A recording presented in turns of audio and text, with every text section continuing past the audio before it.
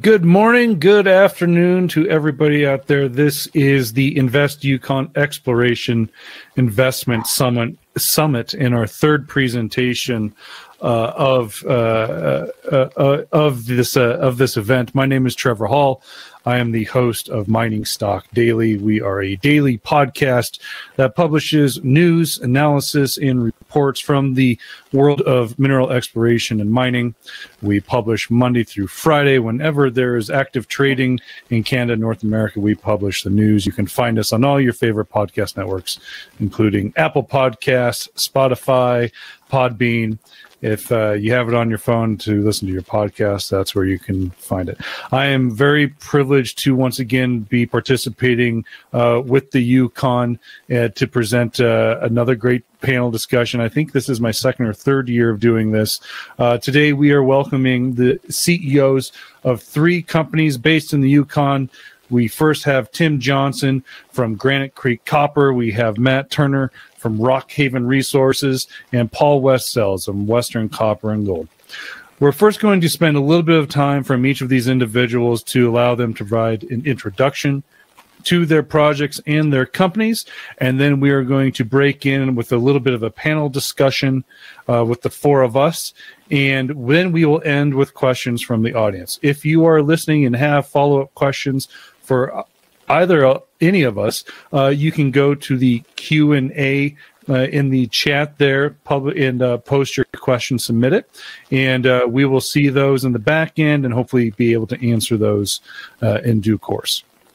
So, Tim, I suppose we should start with you. You're joining us from northern BC, somewhere in the country, so I hope the internet connection is just fine, but if you could you please give us an introduction to Granite Creek Copper? All right, thank you for your patience with my intermittent Wi-Fi. So Granite Creek, our Carmax project, Central Yukon. We got 177 square kilometers of the highly prospective Minto Copper Belt. This was our real first year on the project. On the Carmax portion, we had the Carmax North, started in 2019. We launched a 10,000 meter drill program this year. We've drilled to date over 6,300 meters of diamond, a couple thousand meters of RC. We'll have phase 3 of our diamond program launching in the coming weeks. Some really nice results. We're able to expand, we think, the sulfide resource there significantly in multiple zones. As your viewers may know, the Carmax deposit has been sort of categorized as an oxide play for quite a few years. And we felt that really taking a strong look at the sulfide and seeing if we can bring the sulfide into a mine plan and potentially extend the potential mine life there, double or even more by doing that. And we think we're well on the way to doing that with this year's drilling program and the work that we've engaged Sedgman and Mining Plus to do to, again, take a whole look at the entire deposit, oxide and sulfide, and see what we can produce with an updated PEA. Matt, can you give us a quick introduction to Rockhaven Resources? Yeah, for sure, Trevor, and thanks everyone for tuning in today. So again, Matt Turner, President and CEO of Rockhaven Resources. Rockhaven is advancing our Claza project. It's about a 3.5 hour drive from the capital city, Whitehorse, located right kind of in the southeast corner of the Dawson Gold Belt. We've been working on the project now since 2010. A lot of work's been done since that time. Over 500 drill holes, over 100,000 meters. We're actually, I think, at around 115,000 meters of drilling now. So yeah, a lot of work's been done. Through all that work, we've identified a pretty hardy resource. It's sitting at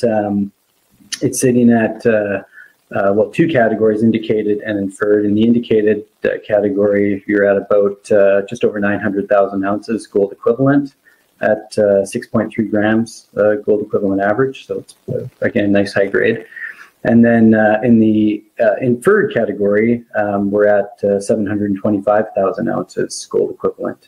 at just a shade under 4 grams gold equivalent. So kind of on a global basis, it's about 1.6 million ounces gold equivalent at about 5 grams. So nice, again, nice hearty high-grade resource. And we had wrapped updated economics around the deposit last year, and that shows quite well 37% post-tax IRR and post-tax NPV of 378 million Canadian. So, and that was done at $14.50 gold, $17 silver, and 72-cent dollar. So, the project's really heading in the right direction, and that'll lead us into, again, a very big drill program this year. We've got three rigs turning right now, and we're looking at somewhere around 12,000 meters. So it's busy out there. I just came back last week. It's lots of stuff going on, so it's fun. Can you tell us exactly what the drill campaign this summer is going after, what the strategy For sure. is? Yeah. So of the 12,000 meters, 5,000 is focused on infill drilling. So that's continuing to convert the remaining inferred over into the indicated category. There's still another approximately 15,000 more meters to do the full conversion. But again, moving the project forward to a point where we're going to go into a pre-feasibility on it, right? And then the other 7,000 meters is looking at some of these outboard targets away from the resource, because again, we've either got some indications through soil geochemical anomalies, geophysical anomalies, or through actual drill discoveries, which we made last year. A good example of that is the Rusk showing that we drilled last year. We found about 20 new vein structures in, so again, a new vein complex about 3 kilometers away from the deposit. So that's where some of those exploration meters are going this year. So again, trying to advance the project, but also to advance it, keeping in mind the full scope that might be at Plaza, right? When again, we fully go into full pre-feas/feas study. For those listening and want to follow the chart activity for Rockhaven, they do trade on the Venture Exchange with the symbol RK. There is an OTC ticker as well with RKHNF. So just for some reference. Okay, Paul.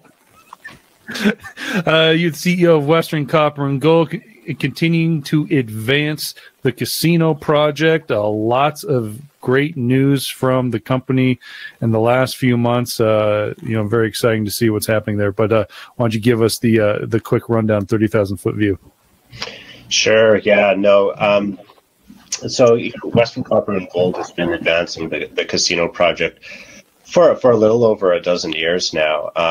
This is a very large project located in sort of south central Yukon, actually right next to Newmont's Coffee Project. You're looking at a total resource of 21 million ounces of gold, 11 billion pounds of copper. So, puts this as one of the largest undeveloped copper gold projects globally. We've been developing it. We just came out with a PEA. This has been a big year for us. I mean, this has been probably the biggest year we've had in a while.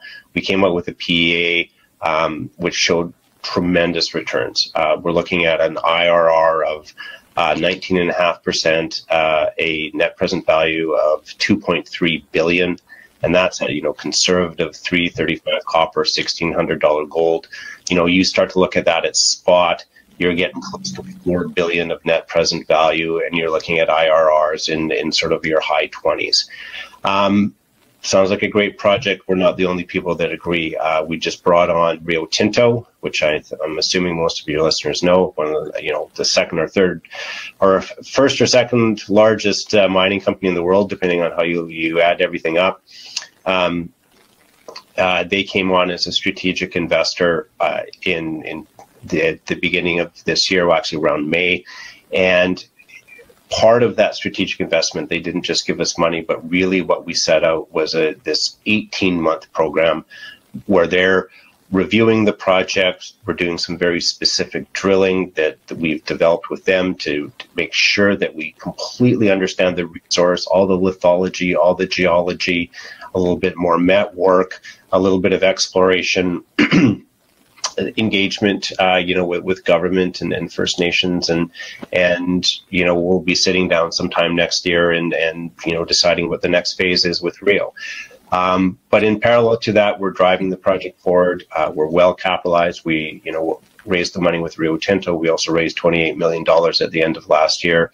So that the goal right now, PA is done, moving that towards a feasibility study and getting the project back into the permitting, and by the end of next year. So very, very busy time, very, very exciting time for the company right now. You also have some exploration work taking place when all this is, on everything else there's drilling going on. Yeah, no, and 2 years ago we acquired the Canadian Creek property to the west of us, and almost doubled our overall footprint.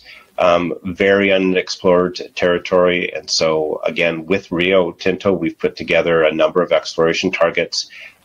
Those are being looked at this year. Also, there's a big soil. I mean, some small things I don't usually talk about, but a big soil sampling campaign that we've executed.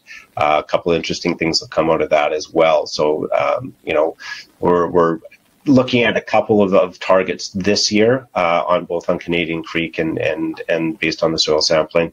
And I think some of that will definitely roll into next year in terms of some excitement there. I mean, it's already very, very large. I mean, with the feasibility, with the PEA, with the two-phase development, it looked at a total mine life of 47 years.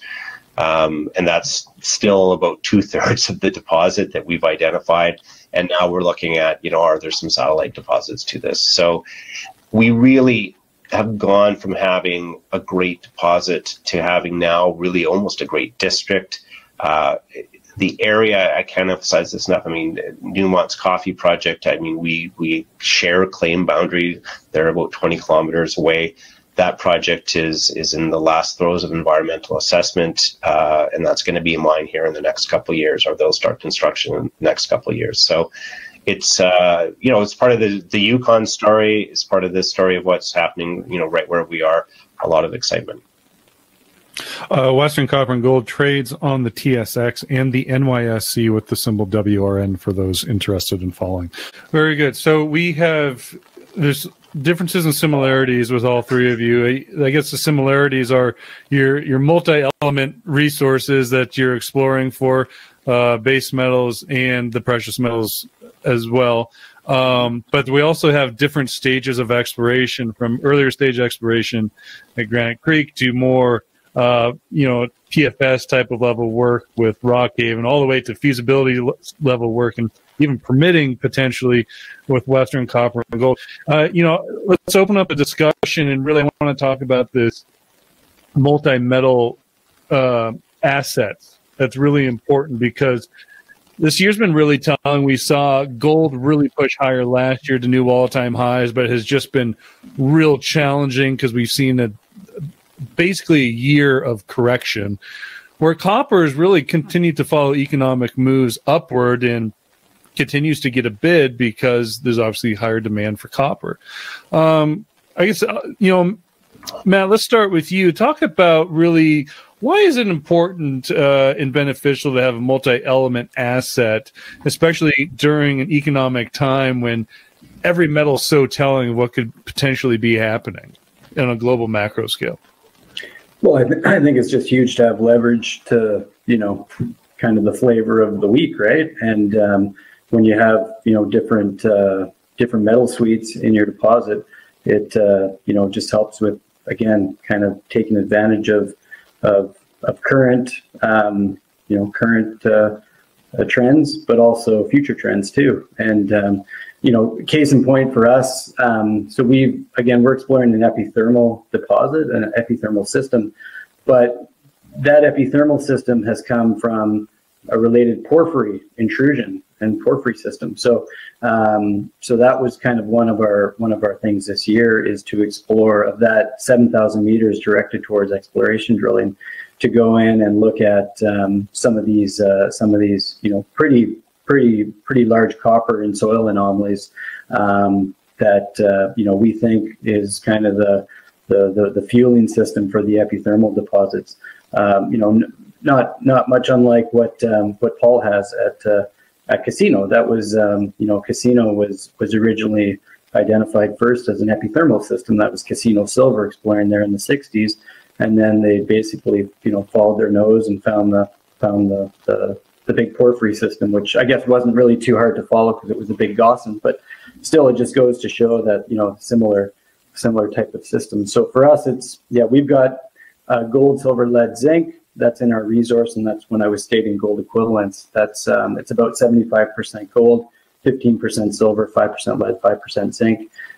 So pretty healthy suite there. But then again, there's this potential copper, moly, gold porphyry nearby that we're testing this year. So it's I think, to answer your question, Trevor, it's great to have the different suites, right? To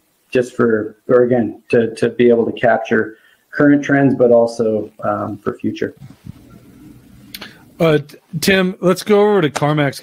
I want to ask you kind of a similar question, but you're predominantly a copper asset exploration play here, but you do have some pretty nice precious metals kickers to it.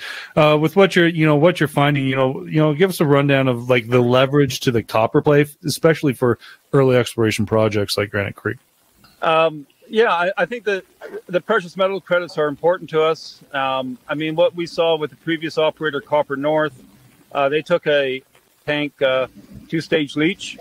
So that had really changed the economics of the deposit by able to bring the gold and the silver into view. Like other people have mentioned, having the flexibility of where the markets are going, whether the precious metals. The connection, Tim's pretty spotty. It's cutting in and out. Sorry, Tim. The connection's real spotty. You're in and out. So, Paul, I gotta move it over to you, because you and I have been working and talking together for a couple of years now, and the ongoing discussion, as well as Western, a copper play or a gold play this week, and so we gotta, better than anybody the leverage to both precious metals and copper on this panel, but given your outlook trajectory on both metals, something with a 47-year mine life is pretty ample reason for a major such as Rio Tinto to give it a really interesting hard look. Yeah, no, definitely, and it really. I'll talk about casinos first, and then we'll talk maybe a bit about the copper and gold. But yeah, with essentially a 50-year mine life, how many cycles are you going to hit? 5, 6, 7. You only have to hit, $5 copper for 6 months, and mines like Casino are going to make billions of dollars over that period of time. We were looking at, life of mine cash flows, at sort of higher copper and gold prices in, $15-20 billion. It's just astounding sort of numbers, right?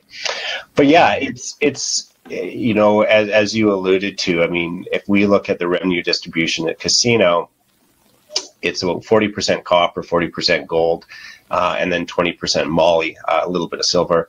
But, depending on where the commodity prices are, it could be a bit more copper, it could be a bit more gold. And over the past 10 years, it's sort of been interesting because they've been very countercyclical, and where you've had I think back to 2000. Our first economic study on Casino came out in 2009, and copper was at $1.50.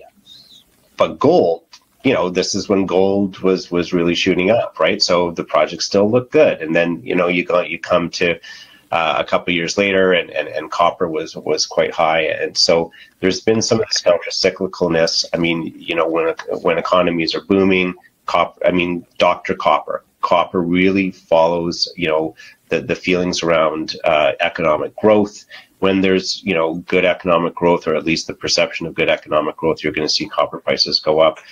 Gold is a little more difficult to sort of see because it follows a number of things, and really it follows, the U.S. dollar. But the thing that's really interesting to me is when we start to look future forward here a little bit right now, because what you're sort of seeing a lot of people predicting is inflation. And the one thing we haven't had over the past 10 years is inflation. And so we're predicting inflation, and then post-COVID, some very, very good growth.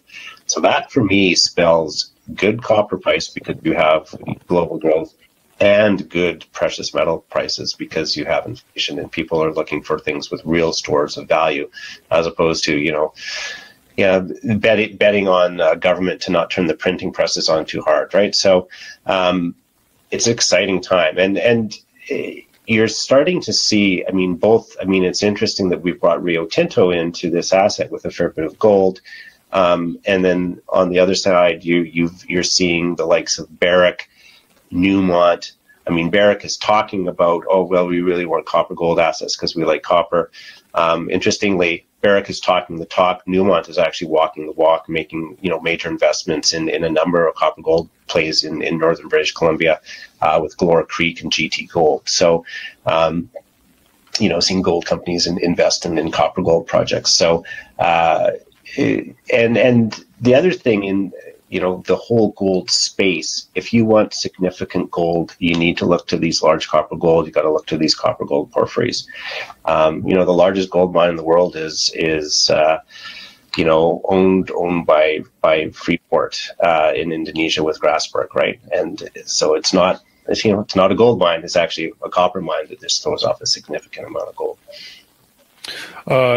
Well, let me just quote an old friend who stated on the podcast the other week: inflation isn't a number, it's a psychology. I don't know if the psychology has quite hit yet to the people are still enjoying their summers, and based on the summer they didn't have last year, I think they're willing to spend higher prices. We'll see if that psychology of inflation turns around. But that's a really good point, especially when it comes to commodity prices and higher prices. Obviously good for the industry. I wanted to go and kind of pivot a little bit on the topic of ESG, environmental, social, and governance. Now, I've been following the industry for a number of years before ESG was really this kind of trend term. From where I stand, I don't necessarily see a lot of these things that are makes a company ESG compliant. Even in mining, I feel like a lot of the companies, most of the companies I follow, have been doing it already. But I got to ask, how has this ESG, I guess you can call it a mandate or expectation, how has it changed the way companies explore in the Yukon in the last couple of years? Matt, you want to start? Sure, Paul. Yeah. And you're right, Trevor. I think we've all been doing, the kind of the main facets of ESG for a long time now. That's really been our social license to, start exploring in the first place, right? And the fact that it's really come to light and it's so focused on now, I think it's really good for especially the companies that have been doing it, because it's just kind of allows us to showcase what we're doing on all those fronts. So does it help us to explore? Yeah, I'd say so. Like you look at, especially now in this day and age, even to get permits to explore, you need to have the local First Nations, the affected First Nations that you're exploring in their traditional territory. They need to sign off on your exploration plans and applications. And like in our case, we before we even submit the application to the government for review for our land use permits, they go to the First Nation and they get sign off. And in some cases, they might come back with some changes that they'd like to see. So we'll make the changes and then we submit it to government. So it goes a long way in kind of fast tracking, I think, the actual permitting process or the maybe not permitting process, because that's more associated with actual mining, but at least for the exploration side of things, your land use permits, it fast tracks that, because again, the government knows that it's already been signed off on. So yeah, I think it really affects exploration. Tim, I hope you're with us. The question's on ESG. Have you seen more boxes in exploration that need to be checked off because of ESG expectations that maybe weren't there years ago? Yeah, I think there is. I think it's come to the forefront. I mean, I think companies that have a long track record of good ESG maybe hadn't been recognized. It's just getting more formalized now than what it had been before. I mean, I can go back to the early 2000s when I was in a First Nations community with 80% unemployment, and at the same time the industry was crying for workers, and it took forward-looking companies to put those two together and say, why don't we engage the communities that we're working in and around, and that's just become more prevalent today, and again more formalized, I think. Okay. Paul, do you have any comments on this topic? Yeah, no, I mean, I think particularly companies that have been working in the Yukon, and Trevor, I know you've been up to the Yukon, and when I first came up to the Yukon, the thing that was very apparent to me was how woven into the Yukon the First Nation communities were. They're woven into government. They're woven in YESA, which is the environmental assessment, and you get your exploration permit. It's got to go through YESA. This actually came out of settlement with the First Nations, so it's very woven in. And so I think that for most Yukon companies at any stage of development, that working with the community, that working with First Nations, the making sure that all of that is done right, has been being done for a number of years. What's changed now is that investors are really interested in that. And so I spend, 7 years ago, I would sort of say, oh, well, and, we've got, the communities on side and the First Nations, and we're working closely with them, and they're viewing this, and there was less interest in it. Whereas now I think that interest is quite high. And I think, we're not going to name names here, but you look around globally, you look at projects, and there's lots of great projects out there that have great geology, great economics, that are not going to be mines in any point in the future, because they've messed up the ESG part of that. And I wake up every day with that in the back of my mind, and understand and certainly drive towards making sure that, in my specific example, that the casino mine, it's something that I'm reaching out to the community, I'm reaching out to the First Nations, I'm reaching out to the local governments, and making sure that I have their input, that they understand what we're doing as we move things forward. We've had a lot of discussion on this podcast about ESG, and what we yet to really see is a definite, like an actual definition of what ESG means for the industry. It continues to be this kind of holistic conversation with no real definition. As executives in your companies, would it be better? Would exploration be better off with a hard definition of what the ESG expectations are, or can you continue to be agile to kind of go with the flow and just meet the expectations of the local communities and the local populations? We'll start with Matt, because he started. Yeah. Yeah, it's a good question. I know there has been talk about this, like getting in some sort of, definitive framework on expectations, but I don't know. For me, it comes back to doing what is right. You know what I mean? And again, there's a lot of different parts of ESG. So it's pretty wide spectrum of things that you can look at. But at the end of the day, for me, it's doing what's right. And like, say, for example, I guess, you go to Plaza right now, and we hire so many people from the local community and local First Nation. They even joke that that it's like having the town of Carmacks out there out at site. And so that's coming from them specifically, right? So that's what we've always done. And it kind of came back, I think, from me, because I grew up in a community very similar to Carmack, same size and historic mining town and all that. So I've always appreciated how important it is to have any sort of work that's around the town. It needs to involve citizens from the town. So yeah, that's been day one for us, and yeah, we're really I think proud of our record out there, and even just we had let's say as well last week we had a tour. It was mainly from the lands department from Little Salmon Carmacks First Nation. That's the territory that we're exploring in. But again, I think we had about 8 members from the lands department come out for a tour, and they're seeing in some cases they're seeing their kids working out there, or their nephews or grandkids, right? So it's I think it goes a long ways when, again, you're showing that there's good jobs, good high paying jobs, and good skills training as well. So again, that's just one of the many facets of ESG, but it's just an example that I like to show. And again, for me, it just comes down to doing the right thing, and that's kind of all I kind of need to know when it comes to expectations out there, right? Right. We are going to get to questions here in about 10-15 minutes. For people listening that do have questions for either of the individuals, you can go to the Q&A tab and submit those questions, and we'll try to get to them before we end this discussion. Paul, Matt mentioned something that I think needs to be addressed, and that is he did mention jobs.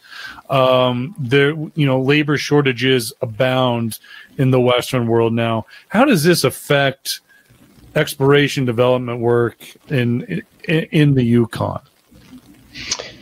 Well, I'm looking for a COO. Yeah, it's challenge. It is really challenging, and there's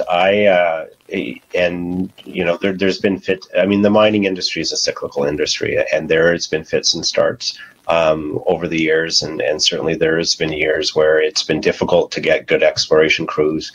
But this year, which interestingly, as COVID is getting a little bit easier in terms of people have figured out the workaround, but it has been the most challenging year to get people that I've ever experienced. Getting qualified exploration crews is very challenging. Getting technical people at any sort of level is very challenging. I think you've got an industry that is really transforming a little bit in terms of there's a lot of people that are sort of in the retiring and actually it's a bit good segue from the ESG. I mean, there's sort of the old guard is sort of moving out. The guard, guys like Matt and myself and Tim that understand some of the not the old guard, but very good on the ESG, but it's new to them where it's for us. We've sort of grown up with it a little bit. So it's incredibly challenging. I mean, when I go and talk to the Yukon government and, I just sort of say, what are you going to do to get people here? Just, warm bodies, skilled bodies. I mean, just start. It's a real challenge. And obviously there's discussions about this being a challenge globally and particularly in North America, but, it's a challenge. I mean, that said, Matt's executed his exploration program this year. We've executed our exploration program this year. I mean, you get it done, but it's just a different way of executing. I mean, you sort of have to be nimble. You have to sort of jump on opportunities, present them in terms of personnel. You need to sort of over different stones in terms of trying to get people and qualified contractors to do the work for you. Yeah. If it's we're not it doesn't feel like we're in any sort of bear market, but there's always challenges that need to be addressed in this industry that just you kind of have to be on your toes to figure out how to address as they come. I kind of want to take a step away from the big the ESG and the inflation debate, and really get back to the Yukon and have a conversation about, with Rio Tinto putting a stamp here with Casino, with Victoria Gold now online and producing, expectations with Alexco's Keno Hill getting up and going. It seems like Yukon mining and mineral exploration is in a pretty good spot. As a territory, really, what are going to be continued challenges outside of what we're seeing from COVID and reactions to COVID and that? What will be the challenges that the territory in the industry in general need to tackle here in the next couple of years?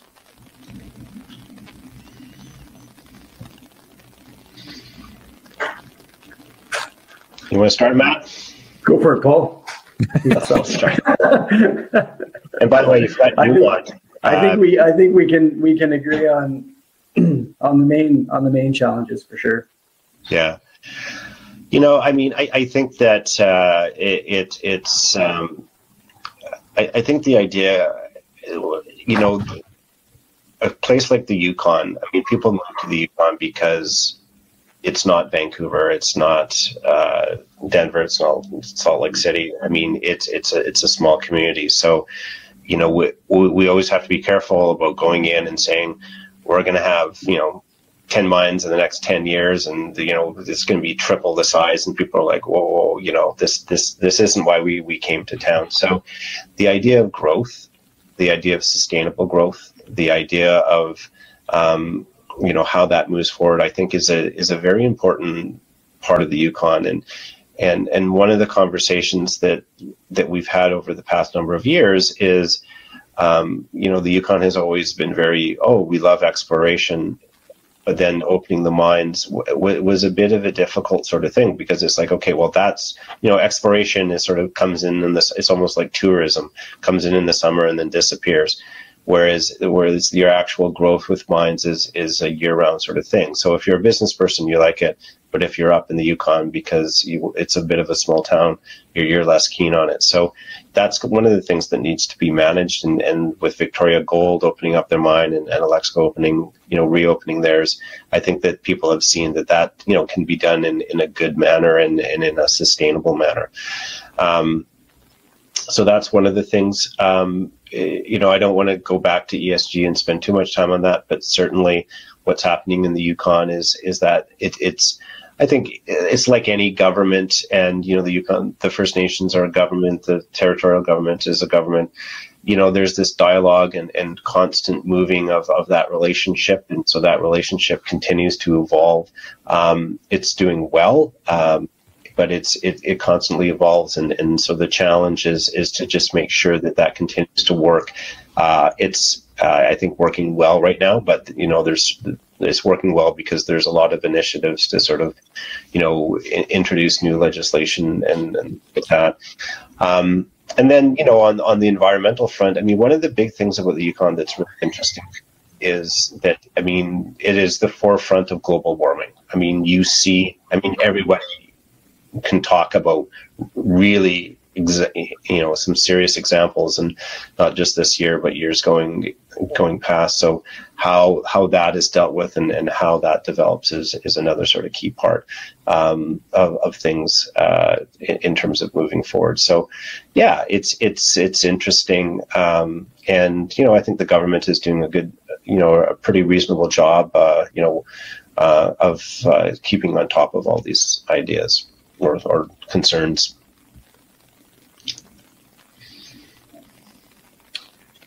Yeah, if I can just add on to kind of what Paul said, there was the power is going to be, I think, one of the biggest things for Yukon going forward, especially, so now there's 3 mines going, including Minto, and that's going to be one of, I think, the chief concerns as we move the territory forward with more mining operations. And I think kind of all ideas are on the table right now on how to increase the power capacity in Yukon.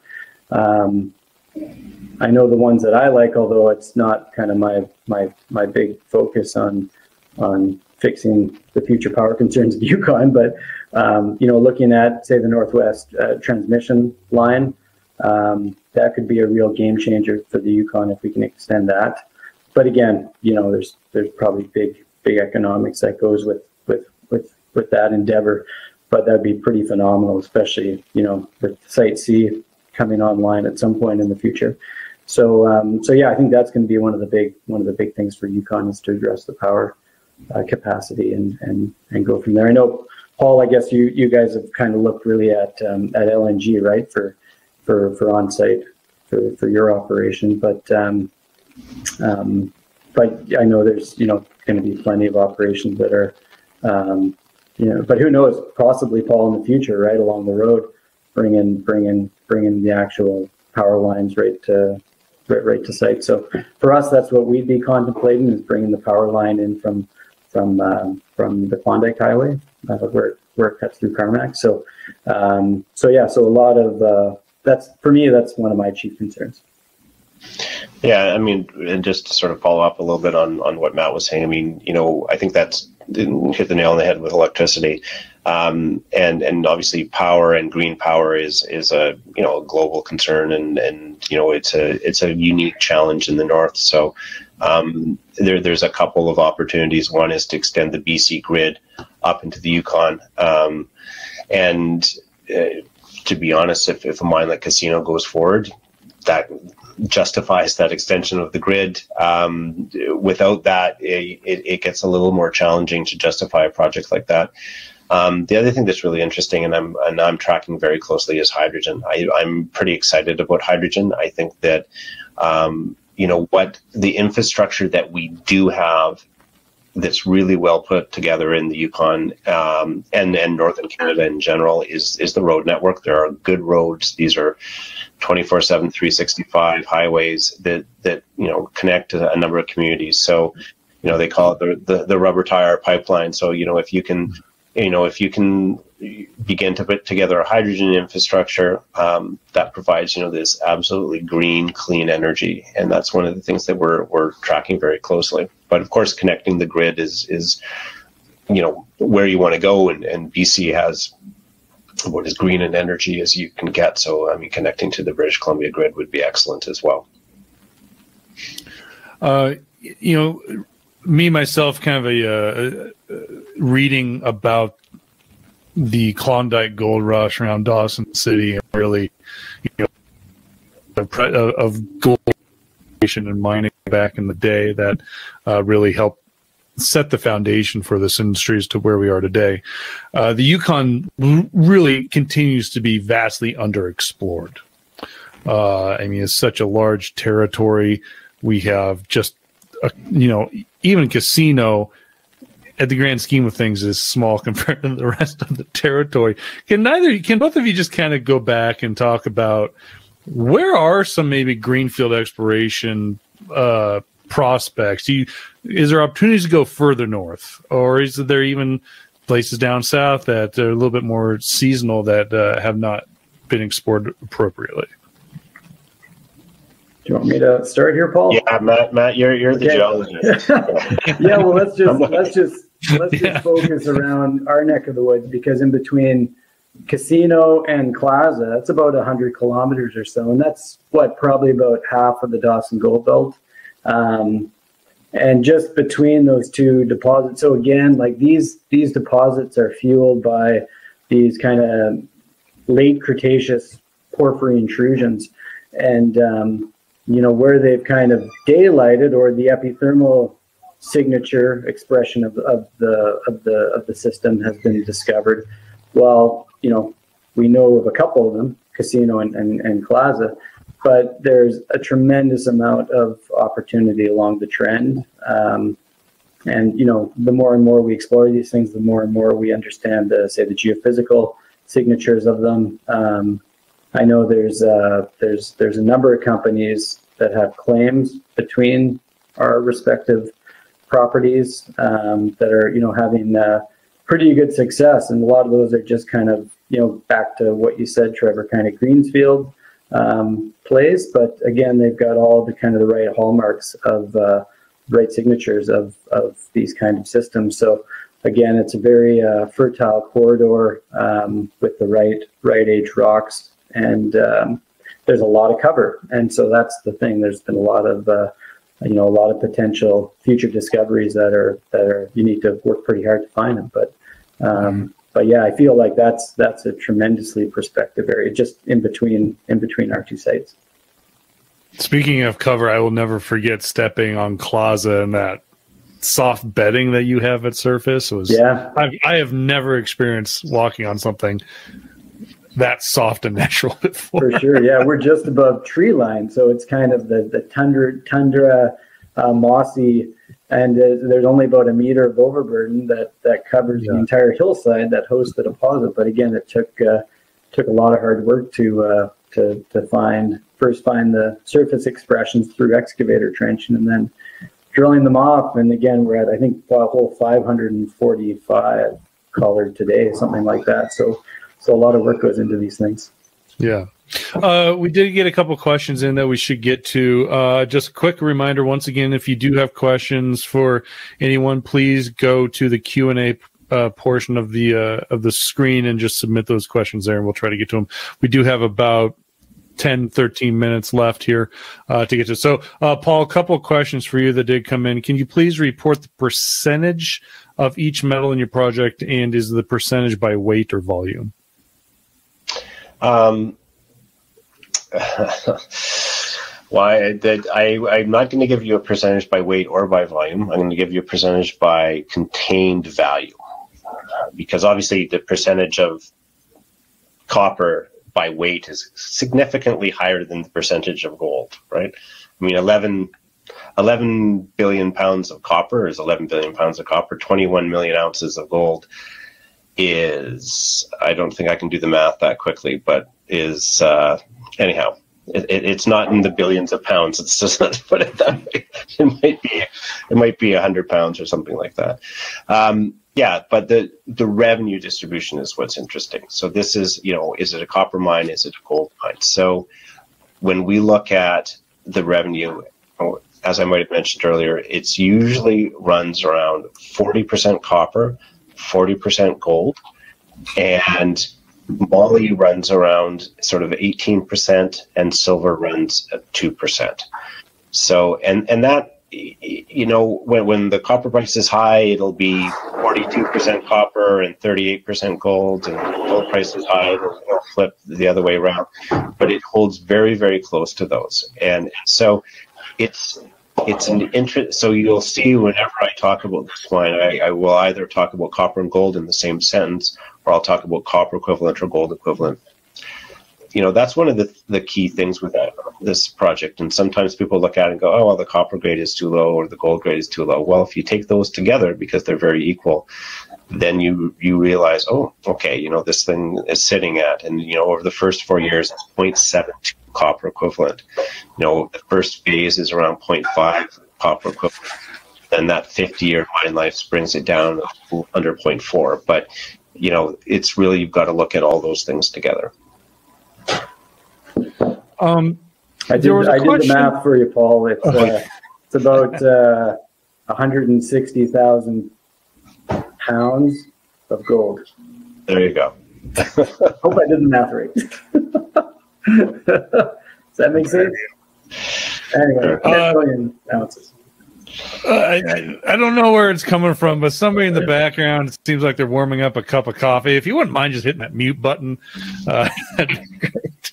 Thanks, everybody. There was a question that came in, and I don't know exactly who it was addressed to. It might have been addressed to Matt, but the question was, it was stated that a significant portion of the 2021 drill intercepts are associated with higher grades than what is in the resource. What has changed?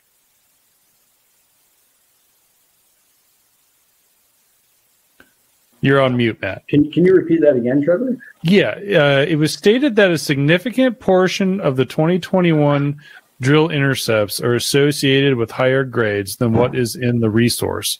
What has changed? That might be for Granite Creek. I'm just thinking because we haven't put out any results from 2021. Okay. So, I don't think Tim. I think Tim. We lost Tim. Yeah, and I haven't put out any. But if I can answer that in a way, it somewhat applies to Plaza and probably what you'll see in the future and what we're hitting. I think it's because you've got kind of a global resource average grade, but so that includes some of the lower grade areas of the deposit. And so part of the area that we're exploring this year is the higher grade. So you'll probably see intercepts in the 20, 30, 40 gram range. But the average grade of the resource is about 5, right? So it all kind of depends on how much, what they're considering for the resource. And yeah, so that I guess kind of could apply for Plaza for sure. Yeah. Matt, another question for you. So we've seen Rio Tinto show an interest in projects such as Casino. What would it have to take to get a major attracted to Plaza? Good question, because we are kind of in that kind of mid-tier miner sweet spot, right? For a production profile of about 1 million ounces equivalent over the 12-year mine life. That's what came out of last year's PEA. So yeah, it's a good question. If you're looking at the mid-tier, we're already there. If you're looking at the major miner, I think it's them looking at probably partly the results from this year and what we hit on our exploration drilling. If we can kind of, arm wave plus, a solid plus 2 million ounces across the property, then you start getting into that next kind of tier group. So I think that's the best answer to that question. Paul, there's a question for you, and actually this is one I'm really interested in because I did not see it coming. But you mentioned hydrogen. Can you tell us about hydrogen? And this individual wanted to know, have you heard of HPQ silicon? I have not heard of HPQ silicon. Right now, we're using, as I said, the infrastructure that you have in the Yukon is a great highway. So I always say, I will bring, I need to bring my energy in on a truck, and I'll bring any energy you want me to bring in on the truck. And so right now, the greenest, there's two options really in terms of generating electricity. It's using liquefied natural gas, which obviously still emits carbon, but is fairly green, or it's going nuclear, which it's a nice idea, but it's not really feasible in the Yukon. Hydrogen, I think, is something everyone can get their head around. So that's why we're watching it very, very closely. And so one of the things that we have talked about and are making sure we have in the design for Casino is, right now, if the mine started tomorrow, we would start up on liquefied natural gas. But the power plant that we have, actually, we're making sure that the design of that is such that we can transfer over to hydrogen very, very simply. So it's a gas-fired turbine. To a certain extent, it doesn't matter what that gas is. We can go from using liquid natural gas to hydrogen. But yeah, the challenge, burning hydrogen or using fuel cells to generate electricity is well established. Generating hydrogen is well established. It's that transport piece that I'm really following, and a lot of people are looking at this, and really it's just how much compression can you get on that hydrogen and pack it onto a truck. And so it's a relatively straightforward engineering question. It's just sort of advancing the engineering on that. So it's not necessarily gee whiz technology, although this silicone hydrogen has got me intrigued. I'll certainly look it up. Okay. HPQ silicon is referenced once again. Paul, let's go back to you. In fact, this is a topic that you and I have had a discussion about in the last couple of months on the podcast, and that is on the Met side with the treatment charges and the refining charge assumptions via the smelters. So this has been a pretty interesting dynamic in the last few months because those charges just got incredibly low, lowest we've seen in many years. What are your assumptions with these TC, RC? What are those assumptions for you? And what type of impurities might does the Casino project maybe have in its concentrate that would kind of bring have an extra charge onto your concentrate to get smelted? Right. Yeah. So, So our copper concentrate, I mean, first of all, it's the copper grade of the copper concentrate. So I mean, we produce from all the testing that we've done, we produce a pretty good copper grade copper concentrate, so around 28%. And usually copper concentrates run, I mean, I guess they run as low as 20 and maybe up as 40. So 28 sits fairly nicely. We talked earlier about the percentage of the revenue from gold. Lots of gold just right in that concentrate. So there's about an ounce of gold in that per ton of that concentrate. So again, you look at that revenue split, a lot of the revenue in that concentrate is from gold. And so then you look at penalty elements and there's penalties for a whole bunch of things, but the big ones you look for are arsenic and antimony. And luckily, we don't have issues with either of those. And I'm not a geologist, but my understanding is that sort of, the way the deposits work in sort of northern British Columbia and up where we are in this area, they don't tend to sort of run these high arsenic. You hear about these high arsenic deposits, particularly in Chile and South America. Not all parts, but certainly some of the newer mines have had some very, very high arsenic, and that at a certain level you pay penalties, and then a certain level above that they just say no, thank you, we can't take it. And particularly the Japanese smelters. And the Japanese smelters are interesting because the Japanese smelters can pay you a little bit more for the gold because they have a more advanced gold treatment circuit. So it's one of the groups that we've talked to in the past and have had a good look at our concentrate and said they're very interested. Back to treatment charges just real quickly. In our PEA we used 80 and 8, so $80 a ton and 8 cents per pound of copper, which is very conservative. I was actually arguing, but the engineering group says, oh, no, we're a more conservative group.